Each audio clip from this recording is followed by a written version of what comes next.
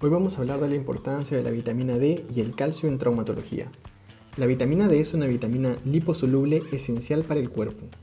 El 20% de los requerimientos diarios los vamos a obtener gracias a alimentos, entre ellos pescados ricos en grasa como son el salmón, el atún o la caballa, huevo, queso, leche y los hongos como los champiñones, que nos van a permitir obtener vitamina D en sus formas de D3 y D2. El 80% del requerimiento diario lo obtenemos gracias a la exposición de los rayos ultravioleta de tipo B con el sol. Se recomienda una exposición de 15 a 30 minutos para que la piel sintetice la vitamina D3.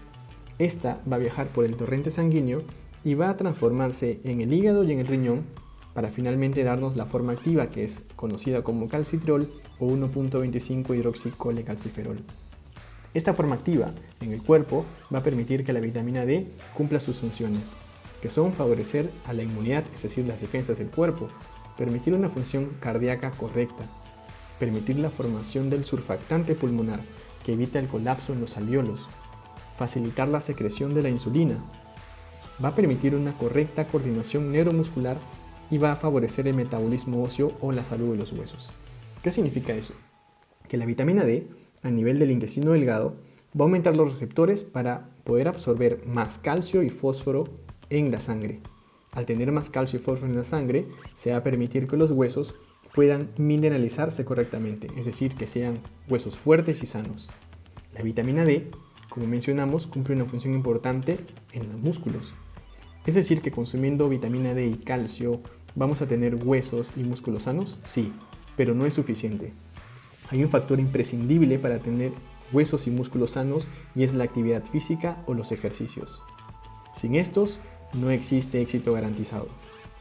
El déficit de vitamina D, que de hecho se ha reportado hasta un 40% de la población en Estados Unidos con cierto grado de déficit de esta vitamina, puede producir en niños algo que se conoce como raquitismo y en adultos como osteomalacia, cuando los niveles de vitamina D son muy bajos. Esto es una deformidad de los huesos por pérdida de la calidad. Además se ha descrito pérdida de la fuerza muscular y dolores difusos musculares conocido como la miopatía secundaria a déficit de vitamina D. Ahora vamos a hablar del calcio y el fósforo. El calcio y el fósforo son los macroelementos más abundantes del cuerpo. Los vamos a obtener gracias a alimentos como la sardina, las almendras, los lácteos, el brócoli y otros vegetales y las legumbres.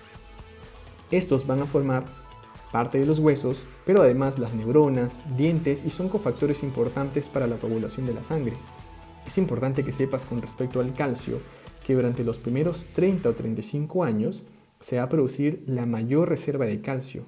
Y esto se debe a que durante estos años de vida, de adolescencia y primera juventud, la absorción es mayor que la pérdida. Es decir, que durante estos años vamos a ir almacenando y almacenando niveles de calcio hasta llegar a algo que se conoce como el pico de masa ósea.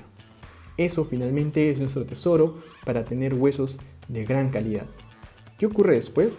La fisiología cambia, sobre todo en mujeres, por un déficit hormonal de estrógenos en la menopausia y en hombres y mujeres a partir de los 50 años lo que va a ocurrir es que esto se va a invertir y la pérdida va a ser mayor que la absorción.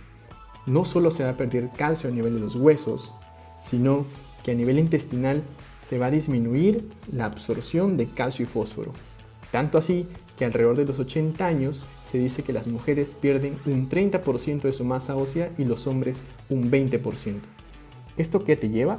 A que las personas que no tuvieron una reserva adecuada de calcio van a presentar algo que es muy conocido, que es la osteoporosis, que es el hueso frágil. Entre ellos, un riesgo alto a presentar fracturas, sobre todo la fractura de cadera, que tiene una mortalidad descrita hasta en un 30% durante los primeros 12 meses. Además de eso, los niveles de vitamina D y calcio se han demostrado que son muy importantes para tener éxito en las cirugías de traumatología, tanto así que hay estudios que demuestran que los niveles adecuados de vitamina D de forma activa y de calcio van a permitir éxito en las cirugías de prótesis no cementadas de cadera. Los pacientes siempre me preguntan cuál es el requerimiento mínimo de calcio que necesitan. Diariamente se recomienda entre 1000 y 1500 miligramos por día, sobre todo en personas que tienen más de 50 años. ¿Qué ocurre con los suplementos y las fracturas? Mucha gente cree que tomando suplementos va a reducirse los niveles de fracturas. No es del todo cierto. Para eso hay dos artículos, el primero del 2017, en donde no se encontró que el consumo de vitamina D aislado como suplemento o el consumo aislado de calcio como suplemento no ayudan en nada, es decir, no nos van a disminuir el riesgo de fracturas. Eso es un mito. Sin embargo, en diciembre de 2019 se hizo una revisión sistemática o un metaanálisis mucho más actualizado, y si bien es cierto la evidencia no es muy fuerte, sí se demostró que el consumo conjunto de vitamina D y de calcio de forma diaria por un tiempo mínimo de 6 años podría reducir en un 6% las fracturas en cualquier parte del cuerpo y en un 16% las fracturas de cadera, sobre todo en pacientes que tienen más de 80 años y que viven en una casa de reposo. Eso fue todo, espero que la información te haya resultado útil e interesante. Si te gustó, no olvides darle like y compartirlo. Yo soy el Dr. Juan Francisco Pintado y esto es Lima Trauma Sports.